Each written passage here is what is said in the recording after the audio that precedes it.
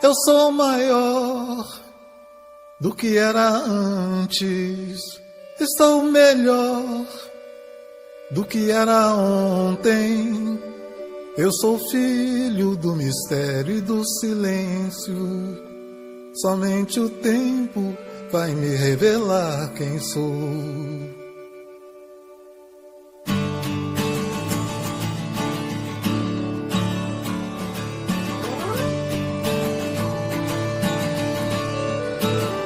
Eu sou maior do que era antes.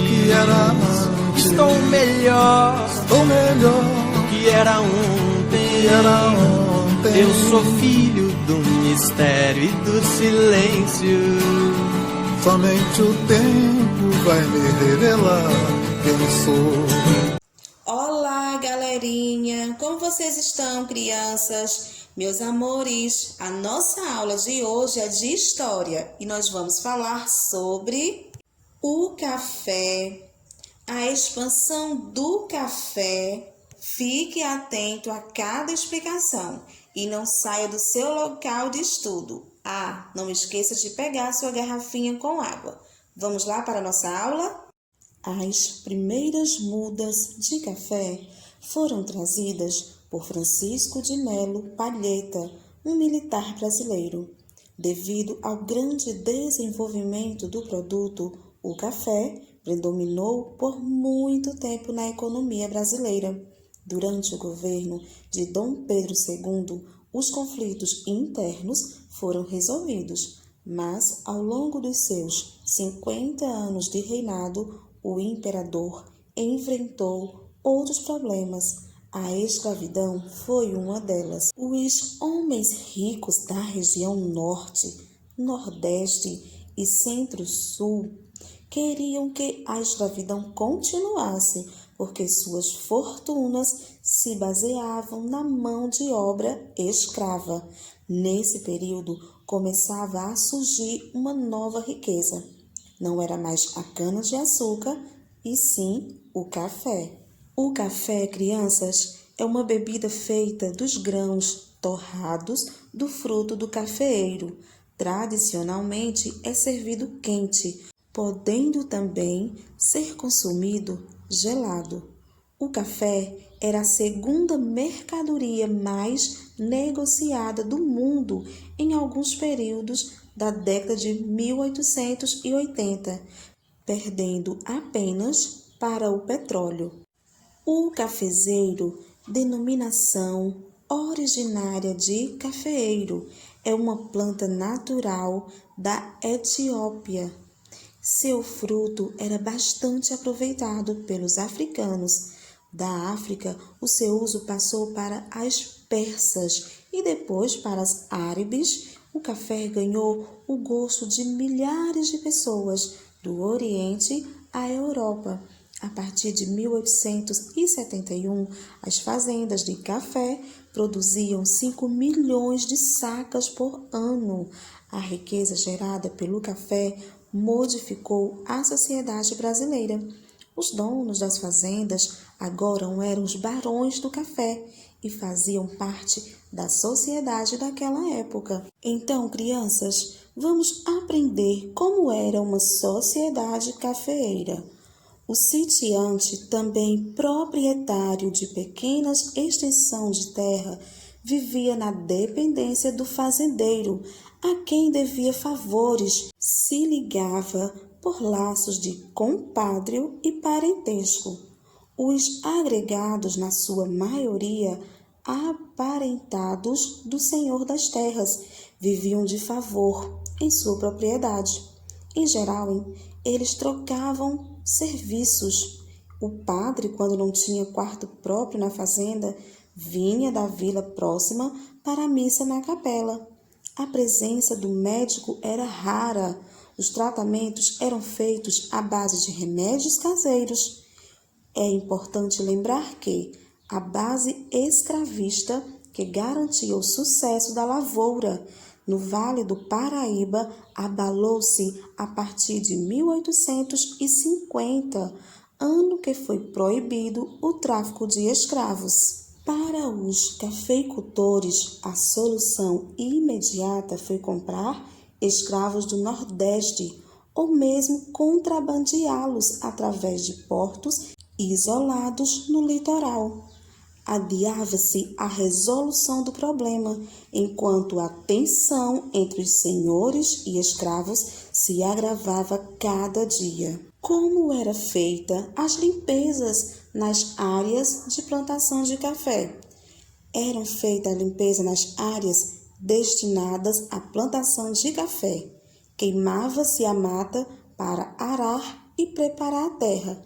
Depois, as sementes eram plantadas e após 4 anos era feita a colheita. Os frutos eram apanhados um a um. Os grãos eram peneirados, sendo eliminadas as impurezas, como as terras, as pedras, as folhas e gravetos. Depois, os grãos eram lavados e colocados para secar. Em seguida, eram socados para remover as cascas, embalados em sacos de juta e, finalmente, transportados para os portos. Agora vamos dar continuidade com a expansão do café. Em 1870, outro tipo de imigração começou a crescer na região sudeste do Brasil, principalmente em São Paulo, onde as lavouras de café se espalhavam rapidamente. O café foi trazido da África para a América há cerca de 300 anos atrás. Devido às condições climáticas, as tentativas do cultivo não aconteciam na capital do Brasil. Na época, o Rio de Janeiro, o café era produto mais vendido fora do país por volta de 1840. Nessa época, o Brasil era independente, não era mais colônia de Portugal. Os escravos foram os primeiros trabalhadores das fazendas de café.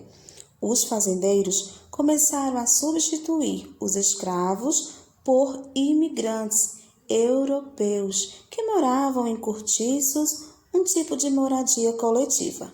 A produção de café não parava de crescer e o seu valor também era bastante alto no mercado, principalmente o mercado internacional. Então, durante a República, o café tornou-se a principal atividade econômica do país, pois trouxe muitas riquezas para as regiões produtoras.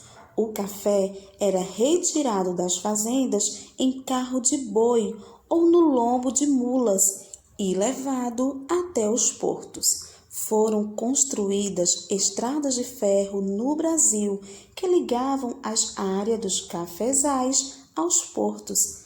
A estrada de ferro Dom Pedro II ligava o Rio de Janeiro às províncias de São Paulo e Minas Gerais.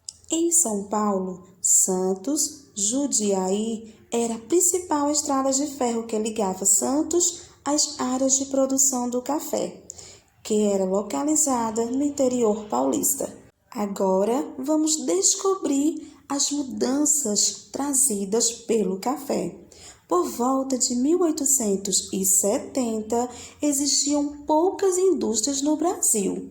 Com a expansão do café, muitos fazendeiros paulistas mudaram-se para as cidades e começaram a abrir indústrias de sabão, tecido, bebidas, papel e alimentos.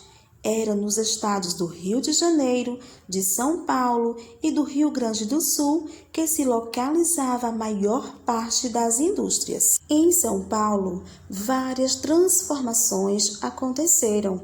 Casarões luxuosos foram construídos. A população e o comércio cresceram.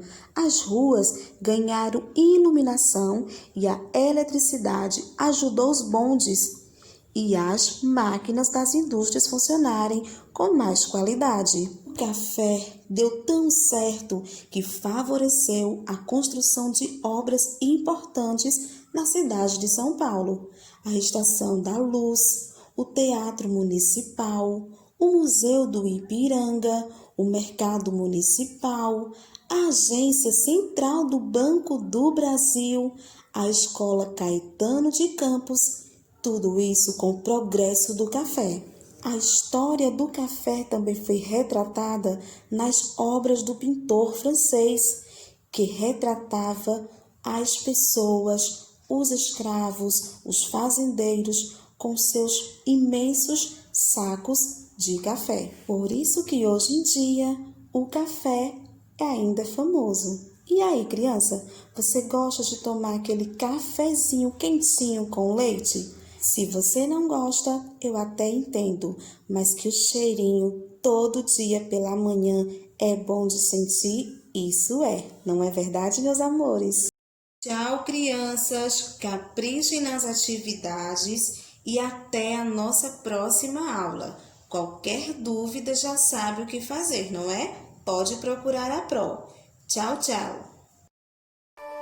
Eu sou maior do que era antes. Estou melhor do que era ontem. Eu sou filho do mistério e do silêncio. Somente o tempo vai me revelar quem sou.